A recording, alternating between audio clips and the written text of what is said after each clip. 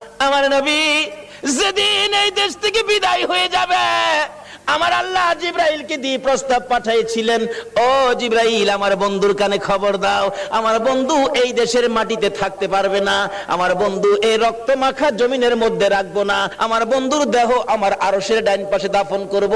জিব্রাইল খবর নিয়ে ডাকতেছেন, হুজুর আল্লাহর সালাম গ্রহণ করুন। আমি জিব্রাইলের সালাম গ্রহণ করুন। আল্লাহর নবী গো, আপনার দেহ মোবারক আল্লাহর আরশের ডাইন পাশে দাফন হবে, আপনি খুশির সহিত কবুল করুন। আমার নবী কোনো কথা কয় না, দুইটা চোখের পানি ঝরঝর করে ছাড়তেছে।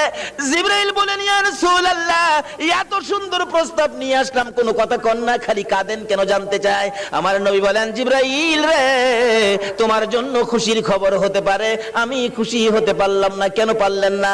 রে জিবরাইল, আমার দাফন আল্লাহর আরশের ডান পাশে হবে, আমি জানতে চাই আমার গুনাহগার উম্মতের দাফন কই হবে রে? জিবরাইল বলেন, আপনার উম্মতের দাফন এই জমিনের মধ্যে হবে। আমার নবীর কান্না আরো বেড়ে গেছে।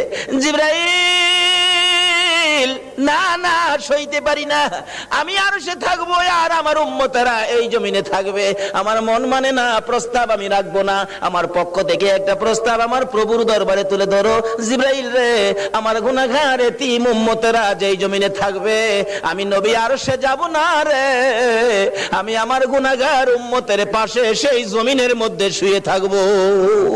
আরে দয়ালো নবী, প্রেমের ছবি আর আসবে না জগতে, আমার দয়ালো নবী, প্রেমের ছবি আর আসবে না।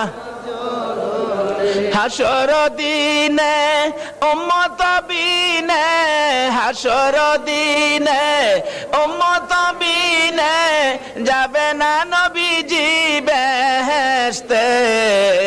দয়ালো নবী, প্রেমের ছবি আর আসবে না জগতে, আমার দয়ালো নবী, প্রেমের ছবি আর আসবে না।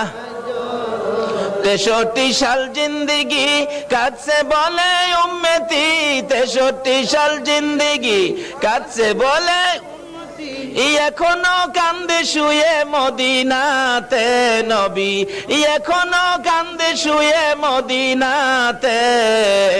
দয়ালো নবী, প্রেমের ছবি আর আসবে না জগতে, আমার দয়ালো নবী, প্রেমের ছবি আর আসবে না।